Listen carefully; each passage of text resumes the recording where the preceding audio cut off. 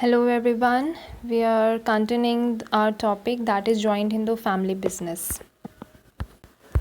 We had already completed its definition and features, and now we are going to start its merits.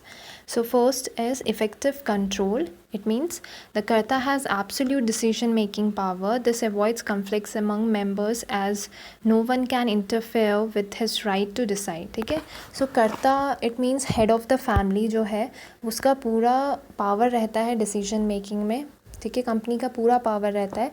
सो कहीं ना कहीं ये जो members या फैमिली मेंबर्स के बीच में जो झगड़ा है वो भी अवॉइड होता है इसकी वजह से, क्योंकि सारा जो भी करता बोलेगा हर किसी फैमिली मेम्बर को वही डिसीजंस फॉलो करना पड़ेगा. ठीक है. सेकेंड है आपका continued business existence. The death of the karta will not affect the business as the next eldest member will then take up the position. अगर फॉर एग्ज़ाम्पल कर्ता की डेथ हो जाती है, ठीक है, तो इसका इफ़ेक्ट बिज़नेस पे बिल्कुल नहीं पड़ेगा, क्योंकि जो next head of the family होगा जो उसके बाद आएगा, ऑब्वियस सी बात है कि वो बिज़नेस को कंटिन्यू करेगा. थर्ड है आपका limited liability of members. The liability of all the co partners except the karta is limited to their share in the business and consequently their risk is well defined and precise. It means कि जो other members होते हैं, कर्ता को छोड़ के जो बाकी के फैमिली मेंबर्स होते हैं, उनकी जो लायबिलिटी होती है वो लिमिटेड होती है. ठीक है, मतलब क्या है कि अगर बाई चांस उनको फ्यूचर में डेप्ट का फेस करना पड़े, ठीक है, उनके डेप्ट क्लियर नहीं हो रहे हैं, तो वो बस अपनी बिज़नेस की प्रॉपर्टी में से अपना पैसा देंगे, ना कि अपनी पर्सनल प्रॉपर्टी में से. ठीक है. नेक्स्ट है आपका increase loyalty and cooperation. Since the business is run by the members of the family there is a greater sense of loyalty towards one other. Obvious सी बात है कि पूरे फैमिली मेंबर्स उस बिज़नेस को चला रहे हैं, तो कहीं ना कहीं जो लॉयल्टी है, कॉपरेशन है, वो बहुत ज़्यादा इंक्रीज हो जाता है, because they are understandable to each other. ठीक है. अगर हम इसके डिसएडवांटेज की बात करें तो पहला है आपका लिमिटेड रिसोर्सेज.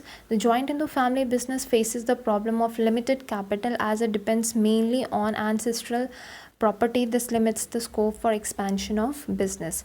मतलब जो कि एंसेस्टर से जो प्रॉपर्टी आ रखी है उसी को वो आगे बढ़ाने की कोशिश करते हैं या एक्सपैंड करने की कोशिश करते हैं. उनके पास ज़्यादा रिसोर्सेज नहीं होते हैं.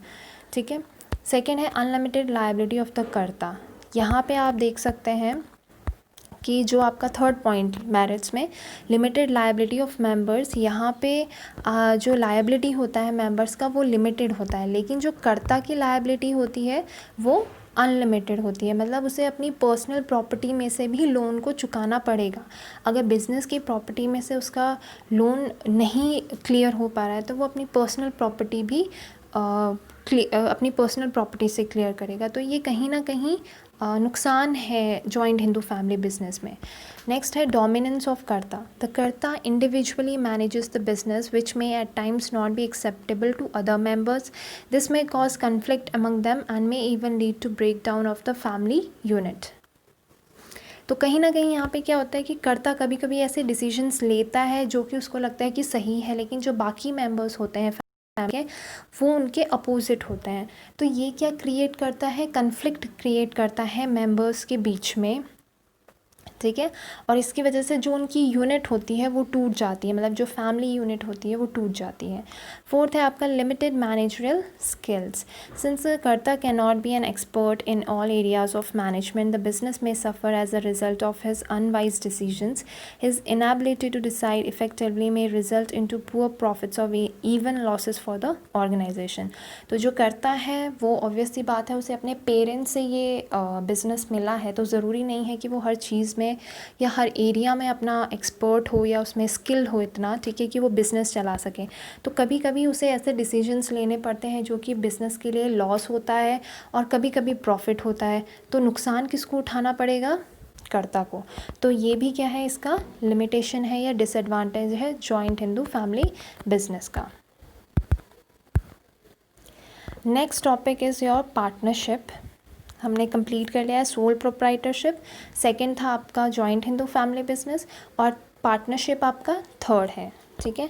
तो पार्टनरशिप क्या होती है, आप यहाँ पे देखेंगे नीचे, the Indian Partnership Act 1932 defines partnership as the relation between persons who have agreed to share the profits of the business carried on by all or any of them acting for all. तो ये partnership act बनी है 1932 के according, ठीक है। इसका मतलब है कि ऐसे persons, the relation between persons, ठीक है, ऐसे पर्सन्स जो कि एग्री हुए हैं कि हम प्रॉफिट या लॉस बिज़नेस का शेयर करेंगे और उनमें से कैरिड ऑन बाय ऑल, या तो बिज़नेस को वो सारे मेंबर्स चलाते हैं या फिर उनमें से कोई एक चलाता है, ठीक है, लेकिन पार्टनर्स सारे हैं, दैट इज़ कॉल्ड पार्टनरशिप, ठीक है।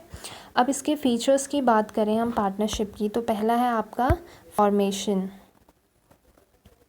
So the partnership forms of business organization is governed by the Indian Partnership Act 1932. It comes into existence through a legal agreement wherein the terms and conditions governing the relationship among the partners, sharing of profits and losses and the manner of conducting the business are specified. तो formation मतलब establish होना। तो जब business में ये लोग मिलते हैं, ये लोग अपना बिज़नेस स्टार्ट करने के लिए जब मिलते हैं, तो फॉर्मेशन में इन्हें लीगल एग्रीमेंट पे साइन करना होता है कि बिज़नेस का नाम क्या है, ठीक है। एक एग्रीमेंट बनाना पड़ता है, प्रॉपर डॉक्यूमेंट बनाना पड़ता है जिनमें इनके सिग्नेचर्स होते हैं, किस टाइप का बिज़नेस ये स्टार्ट कर रहे हैं, ये सारी चीज़ें स्पेसिफाइड होती है उस डॉक्यूमेंट में, ठीक है, फॉर्मेशन के टाइम। सेकेंड है आपका liability. The partners of a firm have unlimited liability. Personal assets may be used for repaying debts in case the business assets are insufficient. ठीक है, तो लायबिलिटी है वो अनलिमिटेड है, मतलब जितने भी पार्टनर्स हैं उन्हें अपनी पर्सनल प्रॉपर्टी में से डेप्ट को क्लियर करना पड़ेगा। अगर बिज़नेस के एसेट्स, मतलब बिज़नेस में जितने भी एसेट्स हैं उनको बेचने के बाद भी वो अपना डेप्ट क्लियर नहीं कर पा रहे हैं, तो उन्हें अपनी पर्सनल एसेट में से, मतलब पर्सनल जितना भी होगा, घर है, लैंड है, उसे बेच के अपना डेप्ट क्लियर करना पड़ेगा, ठीक है। थर्ड है आपका risk bearing. The partners bear the risk involved in running a business as a team. मतलब जितना भी रिस्क है उसे एज अ टीम होके उन्हें लेना है।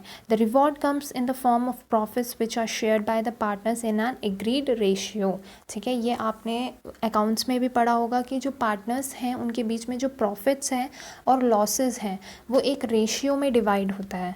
तो रिस्क उठाने के लिए सारे पार्टनर्स को आगे होना चाहिए और एज अ टीम बन के काम करना चाहिए, और जब प्रॉफिट होता है उनके बिज़नेस में तो एग्रीड रेशियो, मतलब जो रेशियो पहले से डिसाइडेड है उसमें, उन रेशियो में डिवाइड करके उन्हें प्रॉफिट मिलने चाहिए।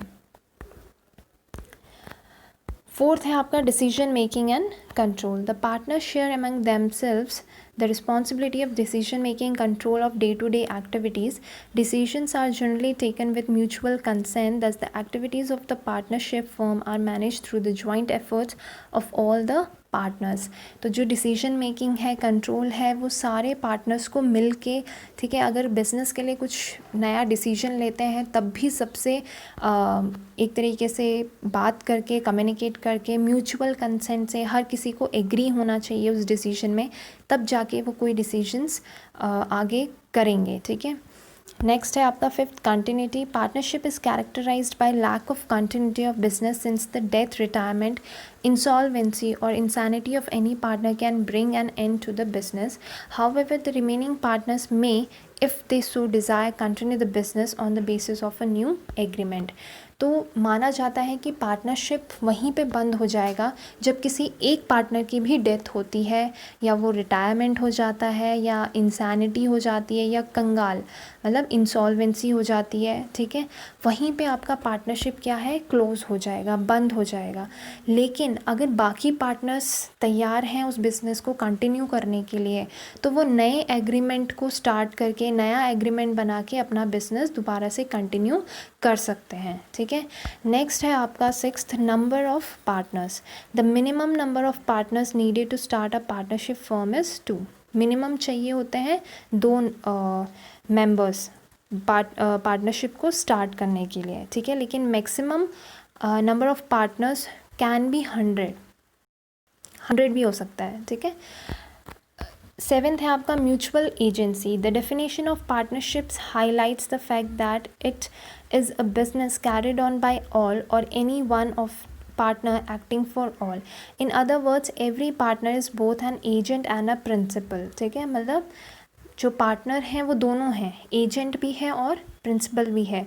वो एजेंट होगा जब वो किसी अपने बिजनेस को रिप्रेजेंट कर रहा हो किसी थर्ड पार्टी के सामने, ठीक है। अगर वो बैंक के लिए लोन के लिए जा रहा है तो वो क्या है, एज अ एजेंट बन के जा रहा है, ठीक है, अपने बिजनेस को रिप्रेजेंट कर रहा है।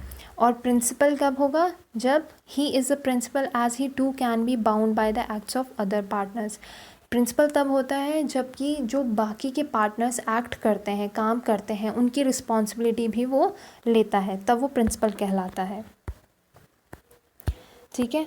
These are the features of partnership. अगर इसमें कोई डाउट है तो आप मुझसे पूछ सकते हैं।